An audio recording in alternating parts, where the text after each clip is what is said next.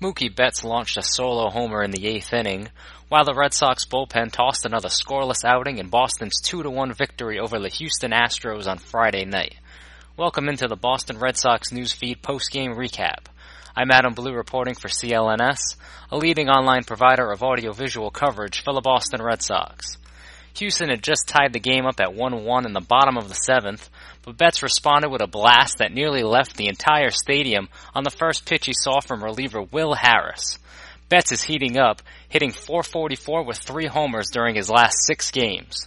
Betts scored both runs for Boston, who found themselves in their second pitching duel in as many nights. Starting pitchers Drew Pomeranz and Houston's Mike Fiers spun impressive starts, but both did not figure into the final decision. Pomeranz went 6 1/3 innings, allowing 1 run on 4 hits, while Fiers pitched 7 strong innings of 1 run, 5-hit ball in his 4th solid outing in a row. The Red Sox' first run of the game came in the 3rd inning, as the top part of the order set the table for one of Boston's most consistent hitters. With 1 down, Betts walked and moved to third base on a single from Dustin Pedroia.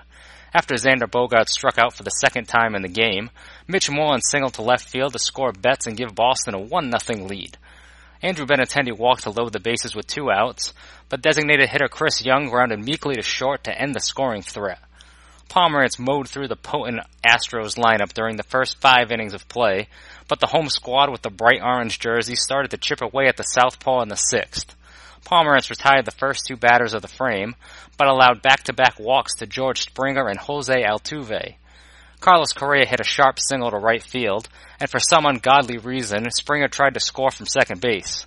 Betts made a strong throw home to catcher Christian Vazquez, who could have ran back to the dugout, grabbed some seeds, and still had enough time to get Springer at the plate. I may be exaggerating a bit, but it wasn't close at all. Manager John Farrell decided to keep Pomeranz in the game to begin the 7th inning, and the decision backfired, as the Astros tied the game on a 1-out solo homer by Brian McCann. Pomeranz had only pitched into the 7th inning once this season prior to tonight's game, and the Sox bullpen was well rested thanks to a complete game outing last night in Philly by Boston ace Chris Sale. Pomeranz was replaced by Joe Kelly after the McCann homer, and the flamethrower gave up a double to Yuli Gurriel and a free pass to Derek Fisher before pinch hitter Nori Aoki lined out sharply to third base to keep the game tied at 1-1.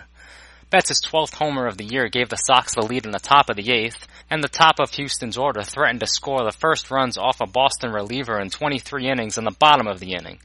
Altuve struck a 1-out double to right field and was joined on the bases by Correa after he drew a walk from Matt Barnes. Altuve stole third on a bizarre play as the throw from Vazquez deflected off the bat of Evan Gattis, who was in the middle of his backswing. Gattis then ended the inning by hitting into a 6-4-3 double play.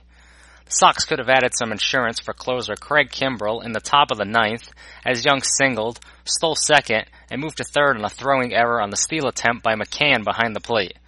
Jackie Bradley Jr. hit a grounder to Altuve, who was drawn in to try to prevent the run from scoring, and Young got caught between third and home, as apparently he was running on contact for the same unknown reason Springer was sent home in the 6th.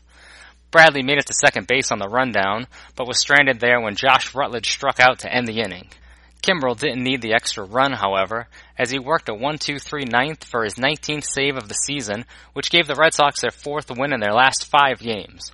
The win moves Boston to 38-29 on the season, and they are just a game and a half behind the Yankees, who are on the West Coast this weekend. The Astros still have the best record in the AL by a lot, and are still 11 games ahead of the Angels and Rangers in the AL West. Rick Porcello will take the mound for the Sox on Saturday night as they look to take the first 2 games of their series with the Astros. I'll have your post-game recap of the 8:15 p.m. game, while our own Nick Quaglia will have your pregame news and notes prior to the first pitch. This has been Adam Blue for CLNS.